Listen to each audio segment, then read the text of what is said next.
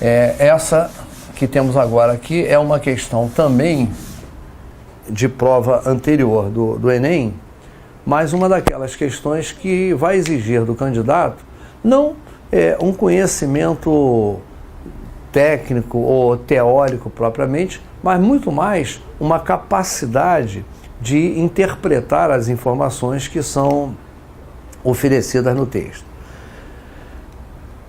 Ele informa que, para que uma substância seja colorida, ela deve absorver luz na região do visível.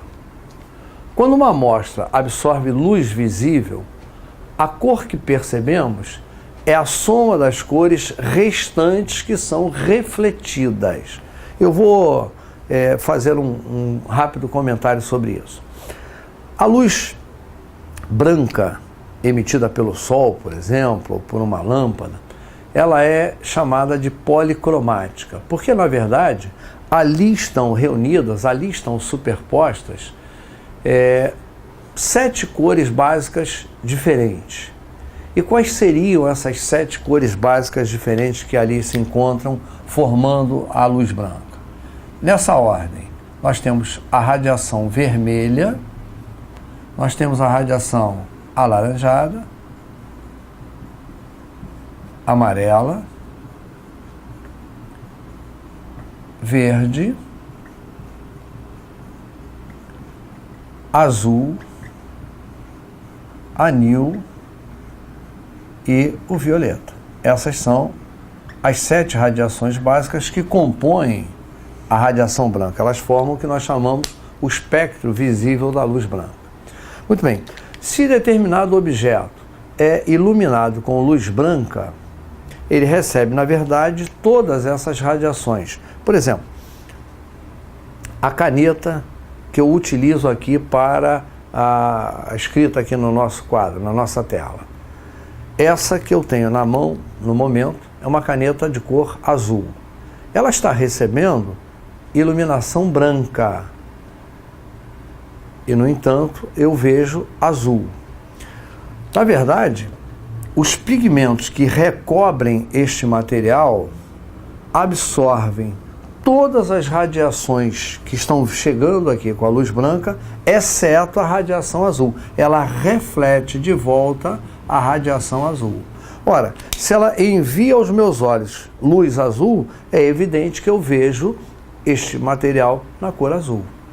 Já esta outra que eu vejo na cor vermelha, diferentemente da anterior, quando iluminada com luz branca, absorve todas as radiações, exceto a radiação vermelha. Ela reflete a luz vermelha. Se ela me envia luz vermelha aos olhos, eu vejo vermelho.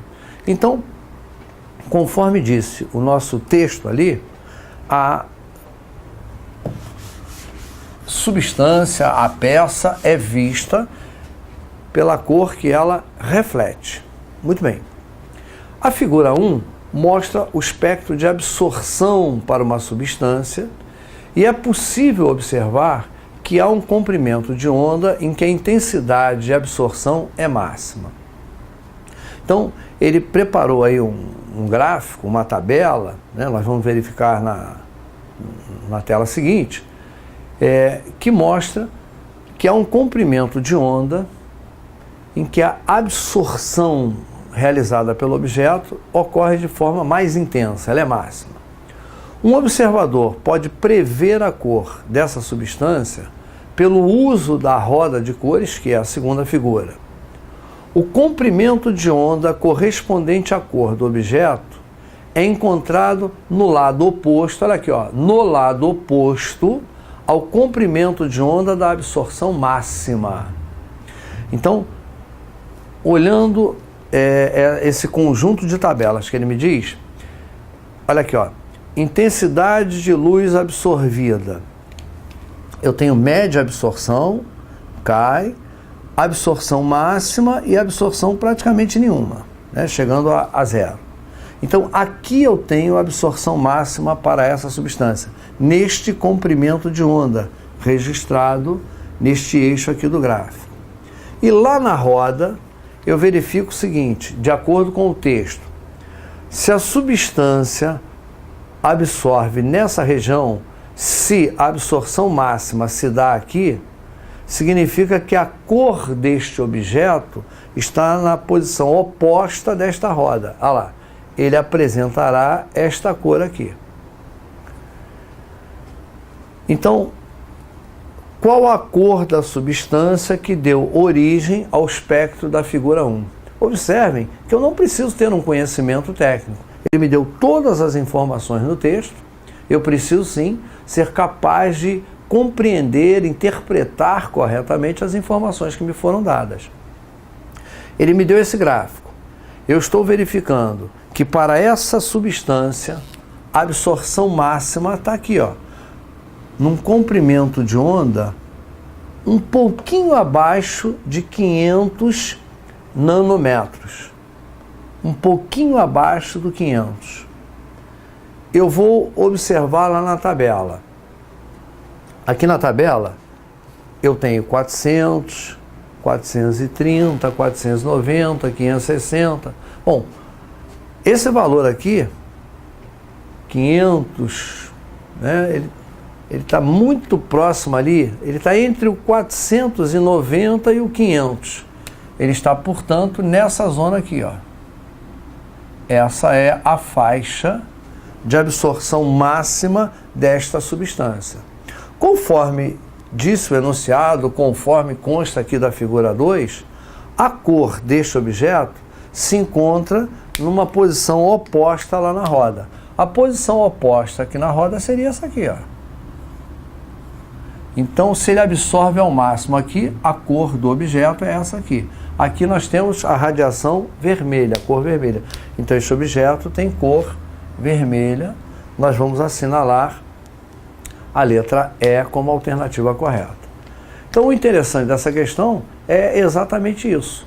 O fato dela exigir apenas do candidato essa capacidade de interagir com os gráficos a partir das informações fornecidas lá no enunciado.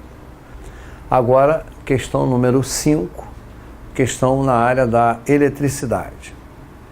O objetivo dessa questão é justamente verificar se o candidato tem noção da organização mínima que um circuito elétrico precisa apresentar para que ele possa efetivamente funcionar.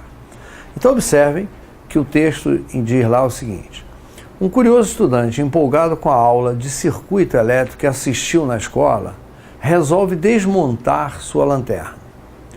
Utilizando-se da lâmpada e da pilha que ele retirou de um equipamento, né, e de um fio com as extremidades descascadas, faz essas ligações aí com a intenção de acender a lâmpada. Tendo por base os esquemas mostrados, em quais casos a lâmpada acendeu? Ora, eu vou, antes de analisar a figura ali, lembrar a vocês que a pilha representa o fornecedor de energia elétrica para que o sistema funcione. A pilha vem a ser o nosso gerador elétrico. Eu tenho aqui os terminais negativo na base e positivo na parte superior. A lâmpada é o elemento que vai receber energia proveniente da pilha e que vai funcionar. A proposta é que a lâmpada acenda. Eu tenho, portanto, gerador de eletricidade, eu tenho o consumidor de eletricidade, dessa energia elétrica. Para que a energia elétrica gerada aqui chegue lá, é necessário que haja uma ligação entre esses elementos. E essa ligação é feita através de materiais condutores. Para isso, eu vou utilizar fios de cobre, conforme ele disse, com as extremidades descascadas. Onde uma das extremidades do fio eu vou encostar no positivo e na lateral da lâmpada. O outro pedacinho de cobre eu vou encostar no negativo e na base da lâmpada. Seria interessante observar que essa base, normalmente metálica da lâmpada, ela apresenta dois pontos de contato distintos: a lateral e a sua parte inferior, de maneira que adotando o sentido convencional para a corrente elétrica, que é o sentido que nós utilizamos, a corrente flui do polo positivo para o polo negativo. Ela chega até a lâmpada pela lateral, sobe por um dos pinos, atravessa o filamento e desce por um ponto diferente. São dois pontos diferentes, um de chegada e um de saída da corrente elétrica que flui através da lâmpada. Então é bastante importante que o candidato fique atento a esse detalhe. Com isso, eu tenho o funcionamento da lâmpada. A lâmpada acende como é a proposta do problema. Agora, é evidente que eu posso dispensar o uso de um desses dois fios se fizer o contato diretamente da lâmpada com a pilha. Digamos, essa é a nossa pilha, polo positivo, polo negativo, e aí eu encosto a base da lâmpada nessa pilha. Se eu encostei a base, eu já liguei o polo positivo até a lâmpada. Eu agora tenho que ligar a lateral da lâmpada ao polo negativo, ao terminal negativo. O polo positivo é essencialmente aquele terminal, aquela extremidade. Então, desta maneira, a lâmpada, evidentemente, também irá funcionar. Portanto, tendo essas noções da estrutura do circuito, da montagem do circuito, nós vamos agora retornar às figuras que nos foram oferecidas na questão para que nós possamos avaliar as mesmas. Então aqui, a número 1 é até bem parecida com a que eu montei ali inicialmente. A base da lâmpada toca no positivo da pilha, a lateral está ligada ao negativo. Portanto, indiscutivelmente, a lâmpada 1 sim funciona, vai acender. Vamos colocar aqui, ó, ela acendeu. A lâmpada 2 encosta, observem lá, ó, a base da lâmpada no negativo, que é aqui embaixo. Observem que esta pilha está de cabeça para baixo, o terminal positivo está aqui embaixo. Então eu encostei a base da lâmpada no negativo e a lateral também no negativo. O erro desta ligação foi não ter levado este fio até aqui. Este fio precisaria ter sido colocado neste ponto aqui, que é o terminal positivo, para fecharmos o circuito. Portanto, a número 2 não funciona, não vai acender.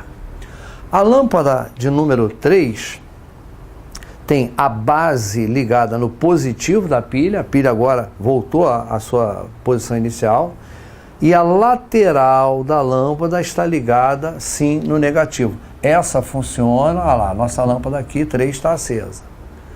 Lâmpada número 4. Encostou a base da lâmpada na lateral aqui da pilha.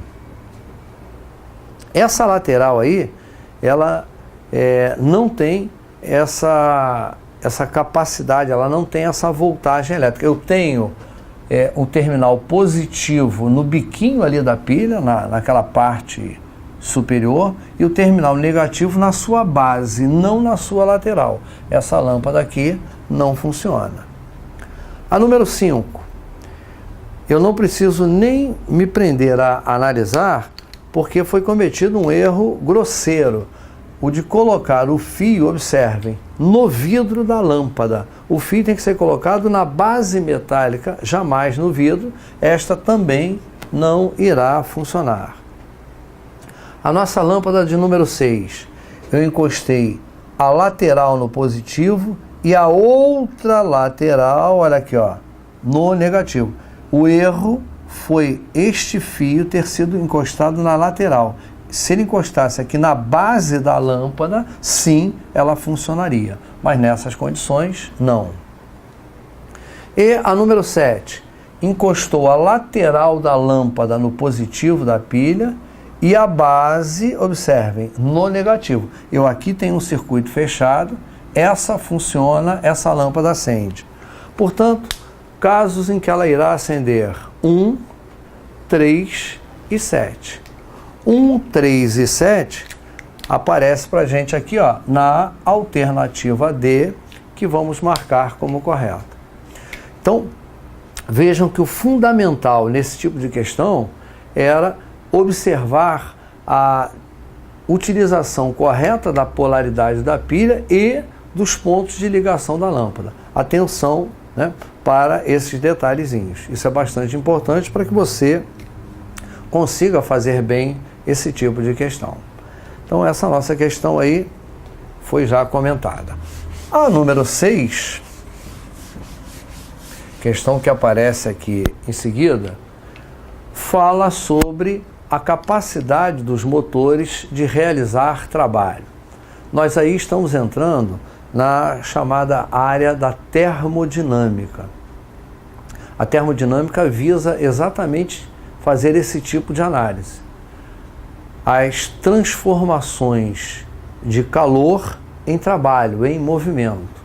Nós aí precisamos ter uma noção básica das chamadas máquinas térmicas. Eu vou dar uma lida no texto para que nós possamos então fazer essa análise das máquinas térmicas. Ele diz assim: um motor só poderá realizar trabalho se receber uma quantidade de energia de outro sistema. No caso, a energia armazenada no combustível é em parte liberada durante a combustão para que o aparelho possa funcionar.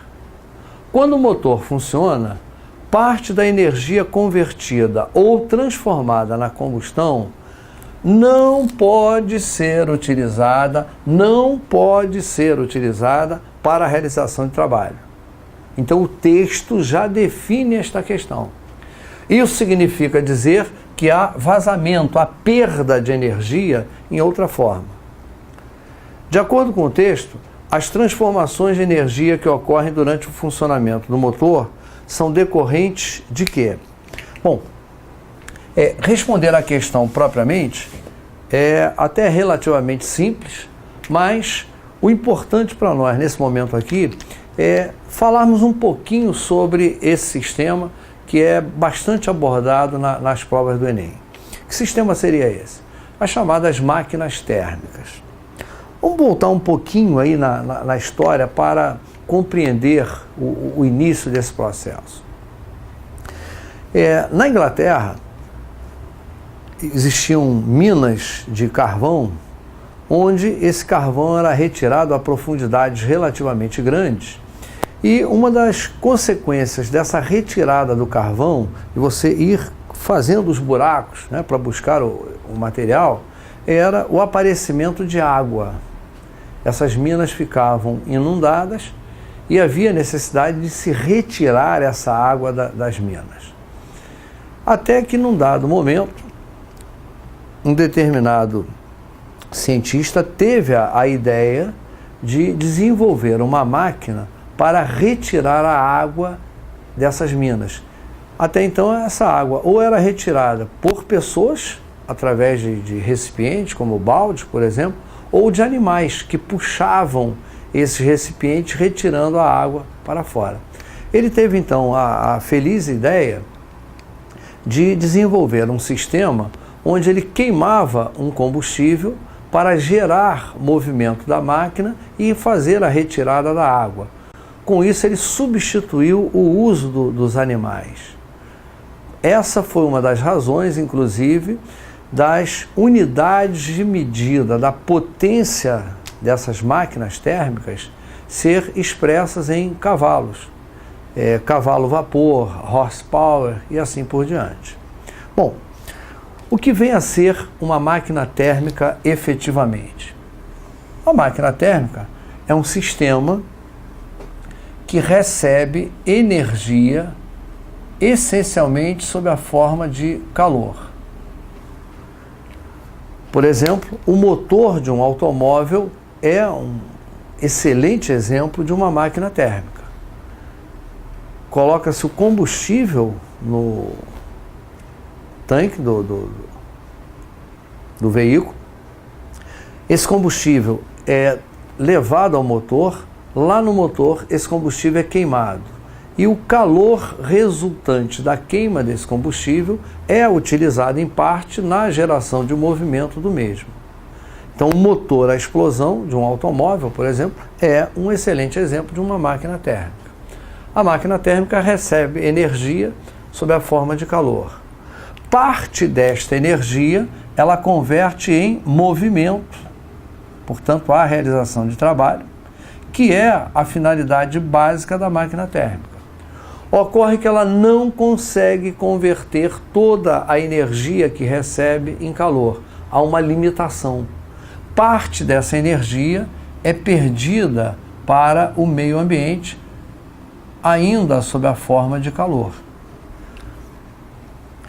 Bom, nós temos então entrada de energia, nós temos saída como movimento e saída como perda de energia. Nenhuma máquina térmica tem desempenho de 100%.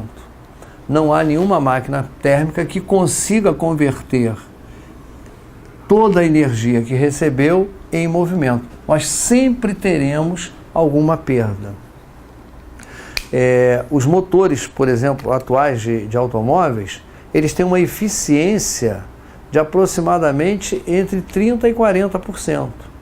Isso significa que de 30% a 40% da energia que entra é convertida em movimento. De 60% a 70% é perdida sob a forma de calor, perdida para o meio ambiente. Se nós retomarmos lá a nossa questão original, ele diz, de acordo com o texto, as transformações de energia que ocorrem durante o funcionamento do motor são decorrentes de quê? Bom, eu vou apagar esse pedacinho aqui para que nós possamos ler. Olha lá. Da liberação de calor dentro do motor ser impossível? Não. Da realização de trabalho pelo motor ser incontrolável? Não. Há um controle desse processo. Da conversão integral do calor, da energia em trabalho ser impossível? Sim. Aqui, então, eu tenho a resposta correta para a nossa questão. Em nenhuma máquina térmica nós temos conversão integral da energia em trabalho, em movimento. Esse é um processo impossível. Mais tarde, analisando uma parte mais avançada da termodinâmica, o chamado ciclo de Carnot, nós poderemos inclusive compreender mais detalhadamente essa questão que se dá nos motores dos automóveis, por exemplo. Tá? Então essa é a solução aí da nossa questão de número 3. Máquina térmica converte energia sob a forma de calor em movimento e em toda máquina térmica há sempre perda. Eu não tenho conversão integral.